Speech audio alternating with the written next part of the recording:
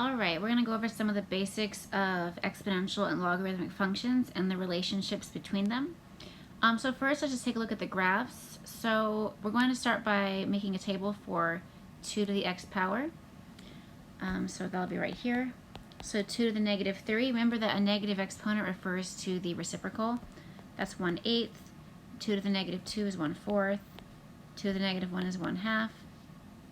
2 to the 0 power is 1. Anything to the 0 power is 1. 2 to the first power is 2. 2 squared 4. 2 cubed 8. So let's start by graphing these points and then just taking a look at the exponential function. So I'll start by graphing the y-intercept 0, 1. Then we have 1, 2, 2, 4, 3, 8. Okay, so the next ones are fractions, a little bit harder to graph. We'll just do the best we can. Negative 1, 1/2, negative 2, 1/4. You see the point, it's approaching 0. It will never reach or cross over 0 to become negative. And that's why we will have a horizontal asymptote here at the line y equals 0. So let me go ahead and just fill in the function. Like something like this. It's exponential growth. Okay, so now we're going to look at the inverse of this function. And you might remember from the section on inverses that all you have to do is simply interchange the x and y values. So for f of x, the x value of negative 3 corresponded to the y value of 1/8. So for the inverse, the x value of 1/8 corresponds to the y value of negative 3. So we'll do that all the way down on the table, just interchanging x and y values. Okay, and that's how inverses operate. And there. So now we've just created a table for the inverse function by interchanging the x and y values of f of x. And now we can go ahead and use these to plot the graph, see what it looks like. I'll start with the x-intercept 1, 0. It's right here. Then I have 2, 1, 4, 2, 8, 3. The other one's a little harder to graph. 1/8 goes to negative 3. 1/4 negative 2. 1/2 negative 1. So you can kind of see here that they are approaching the x-axis. So this inverse function will have a vertical asymptote, the line x equals 0, which it approaches, and there it is. So there we have the inverse function, and in fact we can name it. This is actually log base 2 of x. So the inverse to 2 to the x power is log base 2 of x. You can see that the domains and ranges have been interchanged. So let's make a couple notes about that. For f of x, the domain is all real numbers, and the range is determined by that horizontal asymptote. So for the inverse function, the domain and range are interchanged. So for the inverse, log base 2 of x, the domain is from 0 to infinity. So keep this in mind that you cannot plug 0 or any negative values into a log. The range is from negative infinity to infinity. Okay, so one thing you're going to want to know for sure is the relationship between exponential and log, and that is sort of outlined in this table right here. This is the translation. If log base b of a equals k, that means that b to the k power equals a. And that's going to be useful for understanding what logs are. Logs are exponents. It's saying b to what power is a. That power would be k. So let's use that to evaluate a couple here, and then I'll leave the other ones to you. So I'll do b and c. So if we look at b, it says log base 2 of 12. I'm sorry, not 12, 16. So what this is saying is the exponent you would raise 2 to in order to get 16, that would just be 4. Okay, and I'll put a note here because 2 to the 4th power is 16. So the log is referring to that exponent there. I'll do part C as well, log base 36 of 6. So 36 to what power is 6? That would be 1/2 power. Remember that a 1/2 power is a root. So 36 to the 1/2 power equals 6. So I'm kind of just doing that in my head. So I will leave parts A and D to you for your assignment. I'll circle those. Okay. You can also use this translation to solve equations involving logs. I don't think I left enough space to do this, but we'll figure it out. Okay, So let me just zoom this in a little bit. Here I have a single log. Here's the base, here's the exponent. So I could rewrite this in exponential form. 3 to the negative 2 power equals x. Okay, so 3 to the negative 2, that would be the reciprocal. 1 over 3 squared, 1/9. Okay, let's look at part C as well. In order to do part C, you really need to isolate the log first.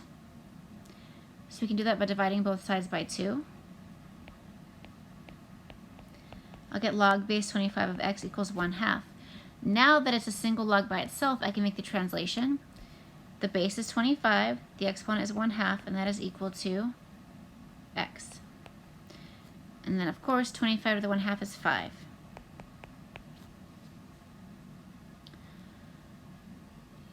Okay, I'll leave part B to you for your assignment this week. So I'm going to circle that one as well.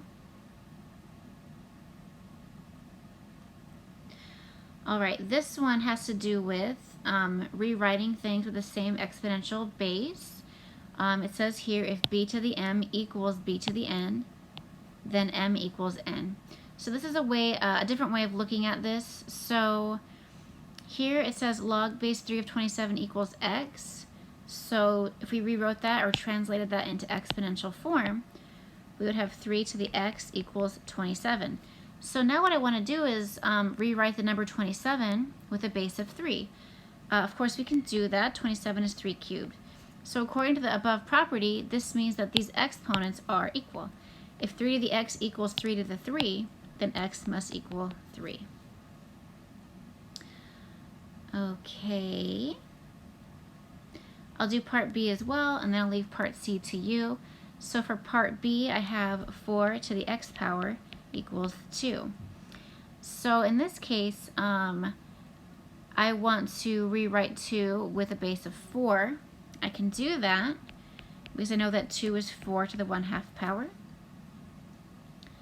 And this would mean I'm using the property that x equals 1/2. There is actually I'm seeing a different way I could have done that one. I'll do that one as well and show you that it's the same. I could have also rewritten 4 as 2 squared. This will also work. I would have 2 to the 2x equals 2 to the first power. Set those exponents equal to each other. 2x equals 1, divide by 2. So either way of looking at it, we get the same answer for x. Okay, and then part C will be left to you for your assignment. In the next page here, we're seeing a couple of properties of logs that are important. Log base b of b equals 1. Hopefully this makes sense when you think about the translation. This is because b to the first power is b, right? Because b is the base, the exponent is 1. So b to the 1 power would be b. Log base b of 1 equals 0. So the log of any base of 1 is going to be 0, because no matter what the base is, if you raise to the 0 power, you get 1. So let's go ahead and quickly run through these next few examples. So log base 4 of 4 would be equal to 1, right? Because 4 to the first power is 4. Log base 6 of 1 would be equal to 0, right? Because 6 to the 0 power is 1. And then part C, it says log base 5 of 0. And don't be fooled here. You cannot evaluate a log with 0 in the argument. This would be undefined. Remember that in, oops, I spelled it wrong, undefined. Remember that in our graph, we had a vertical asymptote x equals 0. So it is undefined. You cannot evaluate a log at 0. And that is because there is no power you could raise 5 to in order to get 0. 5 to what power is 0? There isn't one, right? So hopefully that's clicking. Here this runs down some of the properties of logs. So let's look at them individually, and then your assignment will include putting them all together. So if you have a product inside of the argument of the log, you can rewrite it as the sum of 2 separate logs. So to use that property, we could rewrite part A as log base 4 of x plus log base 4 of y. The property also works in the other direction. If you have a sum of 2 logs and they have the same base, oh, whoops, I don't even know what happened there. You can rewrite it as a single log with a product inside the argument. I just want to throw in there that these properties are important, especially in Calc 1. You're going to use these again, and they're going to make things a lot easier for you if you know them. This next rule is probably the most important rule of logs because it is kind of how we can use logs to solve equations. So for part A, I want to bring the power down to the front as a factor. You can see that this exponent p comes down to the front as a factor, meaning it's multiplied. So the first thing I'll have to do is rewrite the radical as an exponent, 1/2. Then I can bring the 1/2 down to the front. So that is how you can use this property. Same thing for part B. I can take that exponent of -4 and bring it down to the front. -4 times log base b of 16. This next property is very similar to the one with the product. It's the opposite. If you have a quotient inside of a log, you can rewrite it as two separate logs that are being subtracted, and vice versa. So for part A, we have 3/4 inside the argument, so it would be log base p of 3 minus log base p of 4. We could also do that in reverse. So for part B, you can see that the bases are the same and the logs are being subtracted. So we can rewrite it as a single log base 2 of x divided by 5. So the one that's being subtracted, that argument goes in the denominator. And that goes for even multiple things being subtracted. So for these next examples, I'll do one of each and then I'll leave the other ones to you. So I'm going to do part B over here. So I have log base b of the square root of x cubed y z squared. So I think I'll first rewrite that radical as an exponent. X cubed y z squared to the 1/2. Then I can go ahead and bring the 1/2 to the front. 1/2 log base b of x cubed y z squared. I'm going to break apart the argument. I have 3 different variable factors, so I'll have 3 different logs. I'll leave the 1/2 in the front for now. Log base b of x cubed plus log base b of y plus log base b of z squared. And I can now bring these exponents down to the front of their individual logs. Okay, the 3 and the 2 exponents. So I have 1/2 times 3 log base b of x plus log base b of y plus 2 log base b of z.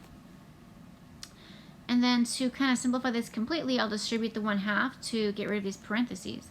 So I have 3/2 log base b of x plus 1/2 log base b of y plus 2 times 1/2 is 1, so just log base b of z. So part A will be left to you. Okay. Then let's take a look at these ones. It's the opposite. It's saying express as an equivalent expression that is a single log. So we kind of go in the reverse order. The first thing I'll want to do is take these factors and move them up as exponents. Okay, so I'll do that first. Log base b of x squared minus log base b of y cubed minus log base b of z. I'm seeing subtraction. Remember that any of the logs that are being subtracted, that argument will go in the denominator of the single log. So I will have log base b of x squared, that was the only positive log, over y cubed z. And that will be the single log. So part B I will leave to you as well. Okay. A couple more properties. These are kind of identity properties. If the bases match here, like this, I don't want to say they cancel, but in a way you can think of it like that. Obviously b to the k equals b to the k. That's what's happening. The base is b, the exponent is k. Same thing here. B is being raised to the exponent, b to the specific power that is equal to x. B is being raised to that power, so of course it will equal x. If you wanted to think of it as canceling, that's okay. That's kind of what's happening here. So this one, the bases match, we're just going to get 4. Same here, the bases match, it's 3. You will find 2 logarithmic functions on your calculator, a common log and a natural log. I kind of put a picture here so you can find them if you have this specific calculator. Just to remind you, a common log, we do write without a base there. So it's just log A. You assume the base is 10. For the natural log, it's ln, the base is e. They're just, they show up a lot in math, so that's why they actually have their own functions in a calculator. So if you just make sure you can practice with your own calculator. If you type in log 25, you should get about, I don't know, 4 places, 1.3979. Natural log of 100, you get about 4.6052. So just be familiar with those. In case you haven't used your calculator to do exponents, there is a symbol here called a caret. You use that to raise to a power. I think most of you are probably familiar with that, but I'll go ahead and just fill these in so you can check. So I have 15.8489, then 5 to the power of negative 0.6, about 0.3807. And then you want to find your E button. Sometimes it's above the ln, so you press second ln, e to the 4th. That is about 54.5982.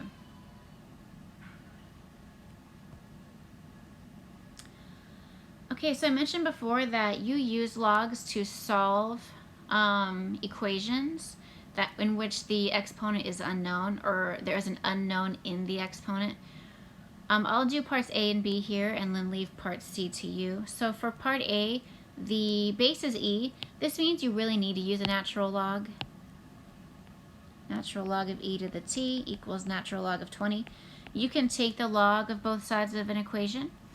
Ln of e to the t will just be t because those have the same base.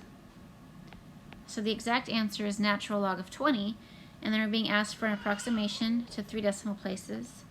Natural log of 20 is about 2.996. For part B, the base is 5. We don't have a log base 5 in the calculator, so you can use either log or natural log. I tend to use natural log. It doesn't really matter. So I will take the natural log of both sides. So the whole point of that is you can use this property to bring the x plus 2 down to the front as a factor. I put it in parentheses because there are 2 terms, and they're both being multiplied by ln of 5. It's not just the 2 that's getting multiplied, so you really need to put parentheses if you have more than 2 terms, or I'm sorry, more than 1 term there. Next, I'll divide both sides by the natural log of 5. And then subtract 2. So here's the exact answer, natural log of 15 divided by natural log of 5 minus 2. And then we can go ahead and put that in the calculator to get an approximate answer. Natural log of 15 divided by natural log of 5 minus 2. So x is approximately equal to negative 0.3174. So part C will be part of your assignment. Note that you will have to move over the 65 first by adding it before you can log both sides. You want to isolate the exponential term before you use a log. So let me circle that one. The next few examples have to do with solving an equation with a log. What you want to do is convert it to exponential form, if possible, by using the properties of logs to rewrite it as a single log. So I'll do A and C with you.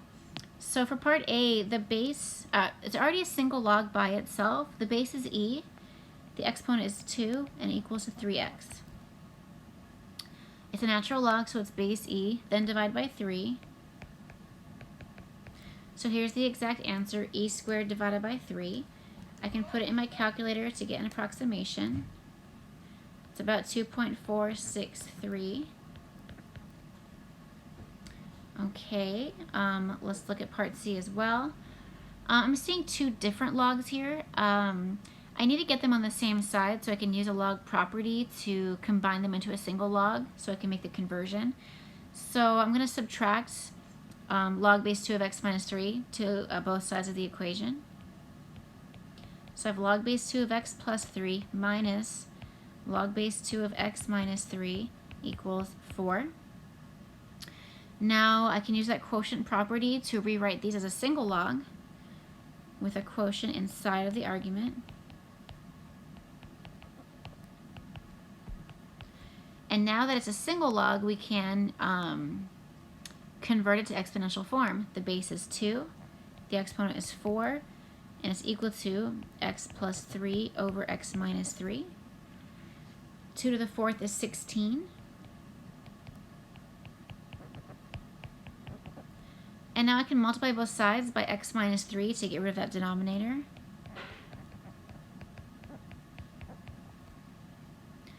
Okay, so we'll distribute the 16. 16x minus 48 equals x plus 3. Subtract x from both sides. 15x minus 48 equals 3.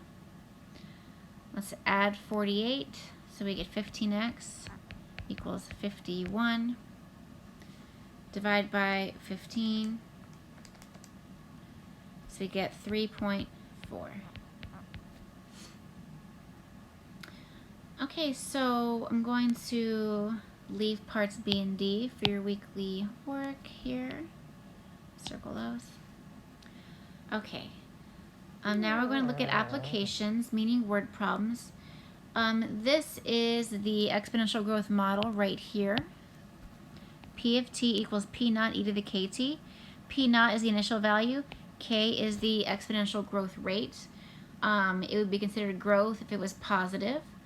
So we have an example. Bob deposits $15,000 into an account that earns 2.5% compounded continuously. The amount of money in the account can be modeled by the function a of t. T is in years. How much money will be in the account after 5 years? You just need to plug in 5 for t. So a of 5 equals 15,000 times e to the 0.025 times 5. And we're going to get an amount of money, 15,000 times e to the 0.025 times 5. Okay, so after 5 years, it'll be about $16,997.23. How long will it take for the account to have 19,260? So this time we're being asked for an amount of time. So we'll set the function equal to 19,260 and then solve for t. Okay, the answer should be an amount of time. It's saying how long. So let's divide by 15,000 on both sides. So that's 1.284. Because the base is e, I will be using a natural log. So this means that natural log of 1.284 equals 0.025t. And then we can divide. So I have natural log of 1.284 divided by 0.025. So that's about 10 years. Okay, one more. For this question, find the doubling time. The doubling time is how long it takes for the initial value to double. The initial value is 15,000, so we want to know how long it takes to become 30,000. Dividing by 15,000, we will get 2. And then we will take the natural log of both sides. Natural log of 2 will be equal to 0.025t. So we can take the natural log of 2 and divide it by 0.025. And we get t is about equal to 27.73 years. And remember that the way doubling time works is that it will double every 27.73 years. The opposite of this would be if the k value was negative. In this case, it would be considered exponential decay. It would be something that is decreasing, and instead of doubling time, we would have half-life. So this example says a person buys a cup of coffee and drinks it in the store. The coffee's temperature Y in degrees Fahrenheit is given by this equation. where T is the number of minutes since you bought the coffee. This is actually called Newton's law of cooling. I'm going to cross off the half-life question. It doesn't really make sense in this context. But we can still do parts A and B. What was the temperature of the coffee when the person bought it? So when he bought it, the time was the initial time, so T equals 0. So we can plug in 0 for T. Y equals 70 plus 137 times e to the negative 0.06 times 0. E to the 0 is 1, so that would just be 1 times 137. 70 plus 137 would be 207. So when he bought the coffee, it was 207 degrees. Okay, quite hot, can't drink it yet. If the person begins drinking the coffee, when the coffee reaches 180 degrees Fahrenheit, how long must he wait after buying it? So we were given a temperature, which is a y value. So I'll set the equation, or the y equal to 180. Then we can solve for T. How long does he have to wait before he can start drinking it so he doesn't burn himself? Okay, so we want to isolate the exponential. We want to isolate the e first before we log both sides. So let's subtract 70.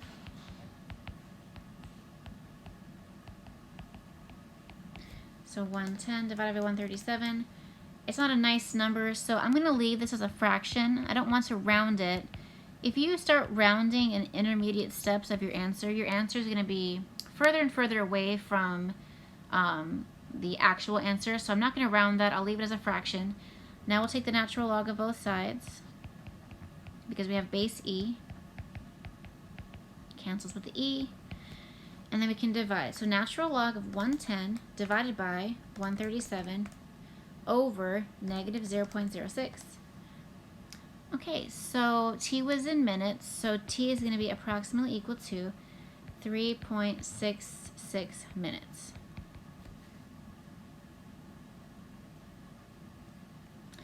Okay, a couple more examples here.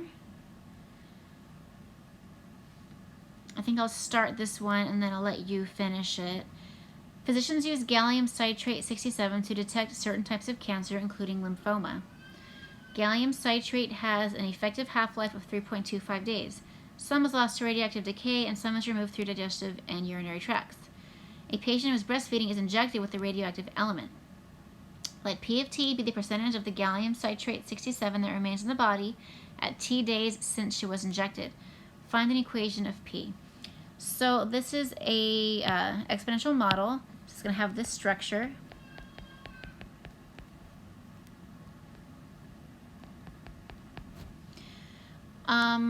We know that we're treating as a percentage, so we can go ahead and let the initial value be 100 for 100%.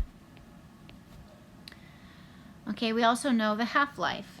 So we know that after 3.25 days, 50% remains. That's how half-life works.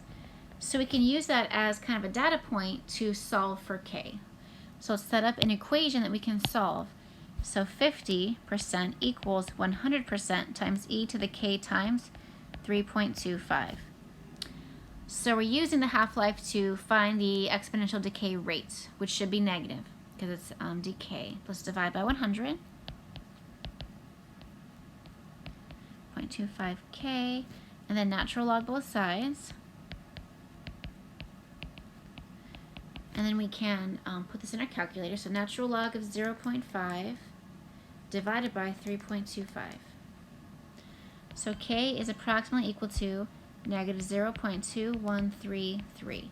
So we can put that together with the function to write it out. So P of T equals 100 for the initial value of 100% times e to the negative 0.2133t. Okay, so now you can use that to answer parts B and C. So let me circle those. These are part of your assignment, B and C. All right, this next example, let's just do this one together. The number of wireless internet users grew exponentially from 12 million users in 2003 to 15 million users in 2010. Sorry, 105 million users in 2010. Find an exponential function p of t, the number of wireless internet users in millions, t years after 2000. So 2000 is our initial or our starting year. We were given 2 data points. In 2003, which would be 3 years after, there were 12 million users. In 2010, which would be 10 years after the starting year, there were 105 million users. Okay, so what we can do is create a system of equations that we can then solve for the 2 unknowns. The 2 unknowns will be the initial value p naught and the exponential growth rate k. So we've been given 2 data points that we can use. 3 is a t value, 12 is a p of t value, 10 is a t value, 105 is a p of t value. So we can plug these in and make a system of equations.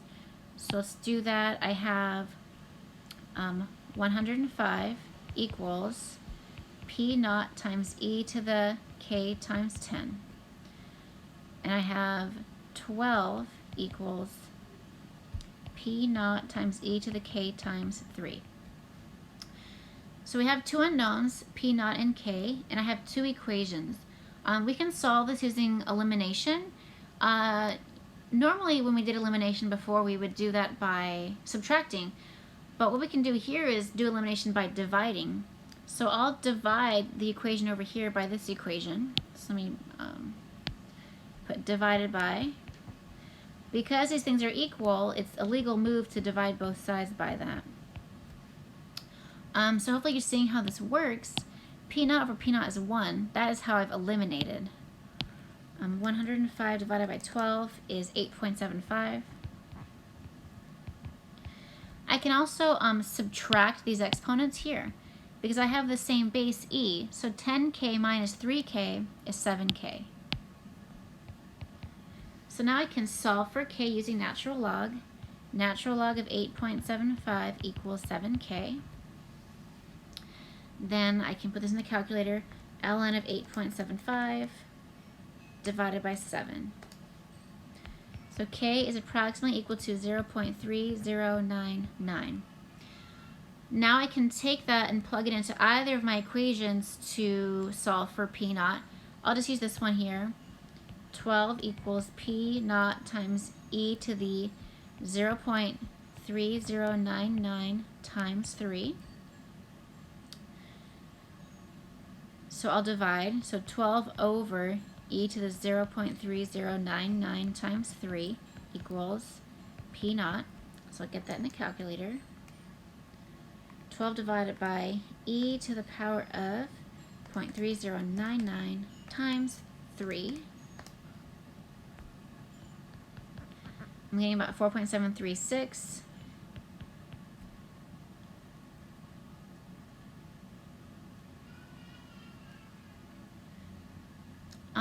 Doesn't really make sense because there were, oh, that's good. Yeah, there were 12 million in 2003.